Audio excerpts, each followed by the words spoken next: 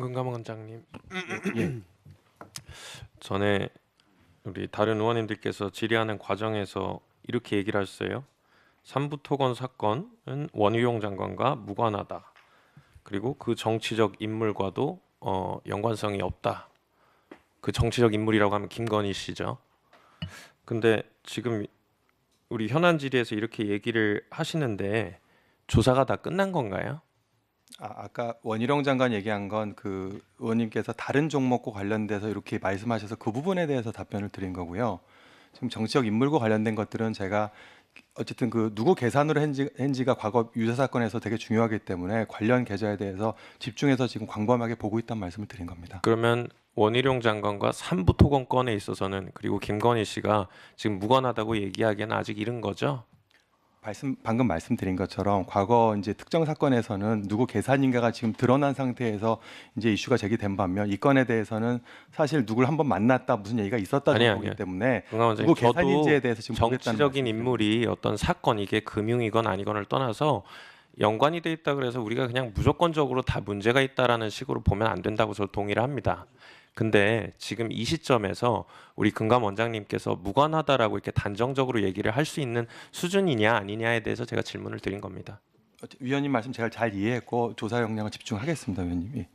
그러니까 아직은 무관하다라고 우리가 확정적으로 말을 할 수는 없는 단계라고 저는 이해를 결론은 했습니다. 조사가 끝나야 나오는 건 맞습니다. 그렇죠. 의원님. 예, 그게 저는 맞다고 생각을 합니다.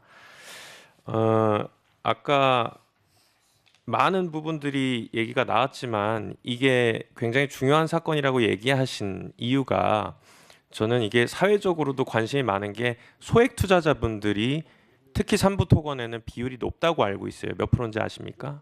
정확한 비율은 모르지만 소액 투자자 비율이 아주 높고 네. 이런 류의 어쨌든 소위 개미들 등친 사건은 저도 되게 매우 적대적으로 생각하고 있습니다. 이게 이제 일반적인 대표나 대주주 주식이 높지가 않고 이게 92%의 소액 주주들이 있어요. 그리고 우리가 일반적인 기업을 생각을 해보면은 원래 이제 주가가 올라간다 그래서 그거를 대주주가 지분을 팔아가지고서는 이 시세 차익을 구하는 것이 아니고 회사가 더 발전적으로 운영이 되게끔 재투자를 한다든지 해야 되는데 이게 또 시세 차익까지 있었단 말입니다. 근데 그 과정도 참 석연찮아요.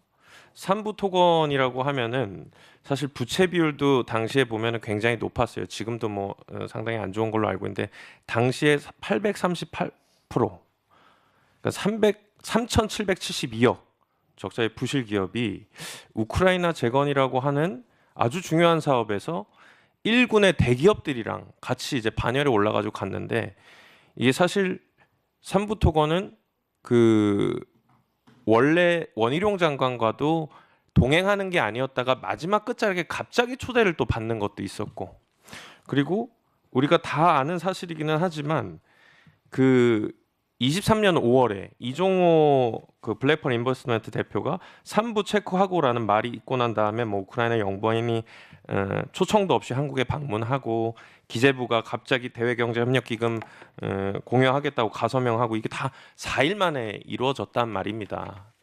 그런 와중에 이렇게 소액 주주의 비율이 높은 상태에서 당연히 사회적으로 관심이 있는데 이것에 대해서 지금 우리 존경하는 이정문 의원님도 얘기를 하셨지만 아주 사회적으로 민감한 사안이니까 정무위 더불어민주당의 정무위원들이 또 만남을 가지러 갔었지 않습니까? 그죠?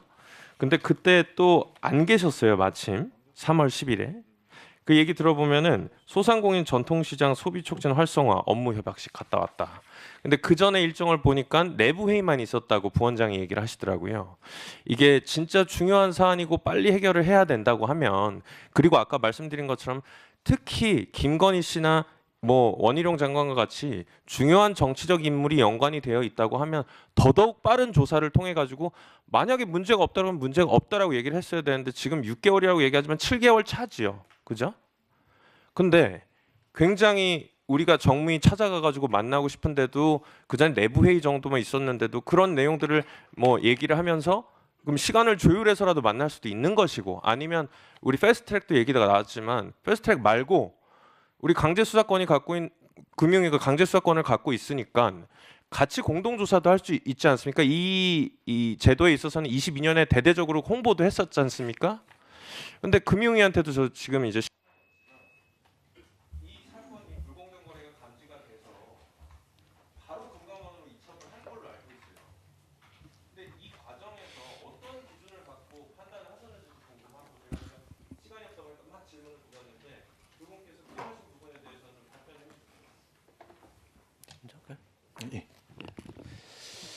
그 9월에 저희들이 이제 사건을 이제 배정을 할 때 일반적인 기준이 이제 인력 상황도 좀 봐야 되고 사건을 좀 조사하고 있는데 여력이라든지 그걸 봐야 되고 또 하나는 과거에 유사한 사건을 그 형태가 유사한 사건을 했는지 여부도 좀 보는데 이 건의 경우에는 그 당시 판단으로는 금감원에서 조사를 하는 게 과거 배분했던 기준으로 봐서 적당하다 이렇게 본 거고요.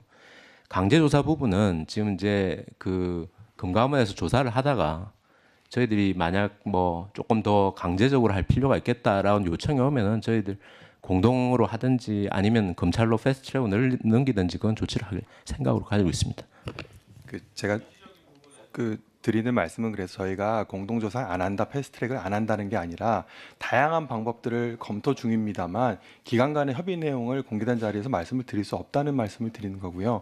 그리고 그때 저도 정말 송구하고 다음 기회가 있을 때 의원님들을 한 번씩 찾아갖고 이제 말씀을 드리도록 노력하겠습니다. 다만 그날은 정말 중기부랑 그 전에 우리 소상공인 행사가 미리 몇 달 전에 잡혀 있는 거라서 제가 안 가게 되면 아예 행사가 계속 또 소상공인이라든가 다른 분들이 계신 자리에서 그런 거고 제가 오늘 정무위가 잡히는 바람에 사실은 바로 인사는 못 드렸는데 정무위 끝난 다음에 뭐 한 다음 주가 다다음 주간에도 민주당 의원님도 찾아뵙고 경의도 성명 드리고 조금 사죄 말씀 올리도록 하겠습니다, 의원님. 자,